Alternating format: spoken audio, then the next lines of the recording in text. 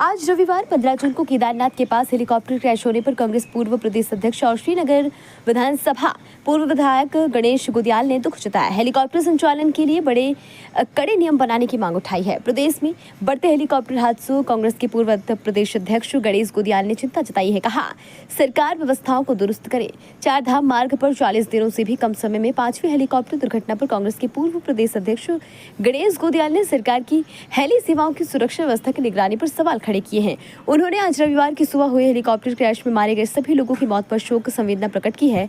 उन्होंने कहा है कि हेलीकॉप्टर सेवाओं का संचालन करता कंपनियों के द्वारा तय मानकों के अनुसार ही हेली सेवाओं का संपादन किया जा रहा है या नहीं, साथ ही तकनीकी रूप से परखे हुए हेलीकॉप्टरों को ही उड़ान की अनुमति होनी हो, इसकी भी निगरानी होनी चाहिए। उन्होंने हादसों से सीख लेते हुए सरकार से तत्काल व्यवस्थाओं को दुरुस्त करने की मांग की है। उन्होंने कहा कि सरकार को गंभीरता से इस विषय में मंथन करने की जरूरत है। उन्होंने विमान हादसों से यात्रा पर पड़ने वाले असर पर भी चिंता जताई है।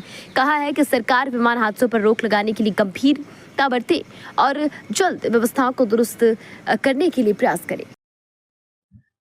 केदारनाथ यात्रा में यात्रियों के परिवहन के काम में लगे हुए हेलीकॉप्टर के दुर्घटनाग्रस्त होने का समाचार आया है। बहुत ही दुखद समाचार है और ये बताया जा रहा है कि करीब 5 यात्री या 5 लोग उसमें हताहत हुए हैं। बहुत ही दुर्भाग्यपूर्ण है। जिन लोगों ने इसमें अपनी जानें गंवाई, मैं परमेश्वर से प्रार्थना करता हूं कि परमेश्वर उनकी आत्मा को अपने श्री चरणों में स्थान दें और शोक संतप्त परिवारों को इस दुख को सहने के लिए, क्योंकि उनके प्रिय परिजन उनसे बिछड़े हैं, परमेश्वर उनको उस दुख को सहने की शक्ति दे। ये बहुत ही दुखद है और खास करके 40 दिन के अंतराल में 5 हेलीकॉप्टर दुर्घटनाएं होना, ये बहुत ही दुखदाई है और निश्चित रूप में हमारे यात्रा के स्कोप पर इसका विपरीत प्रभाव पड़ना निश्चित है। मैंने पहले भी कहा है और आज दोबारा इस बात को कहना चाहता हूं कि सरकार इन हेलीकॉप्टर सेवाओं के संचालन करने वाली जो कंपनियां हैं और इसमें जो नियम कानून है हेलीकॉप्टर को संचालित करने के लिए, जो रेगुलेटरी अथॉरिटी हैं, इन रेगुलेटरी अथॉरिटीज को थोड़ा टाइट करे और ये देखे कि ये हेलीकॉप्टर नियमानुसार चल रहे हैं कि नहीं, इनकी जांच हो रही है कि नहीं, ये तकनीकी रूप से ठीक है कि नहीं, ये बहुत आवश्यक है देखना। मैंने सुना कि आज की दुर्घटना 5:30 बजे के आसपास हुई। क्या 5:30 बजे हेलीकॉप्टर का उड़ना नियमानुसार था या नहीं था, इस बात को भी परखा जाना चाहिए।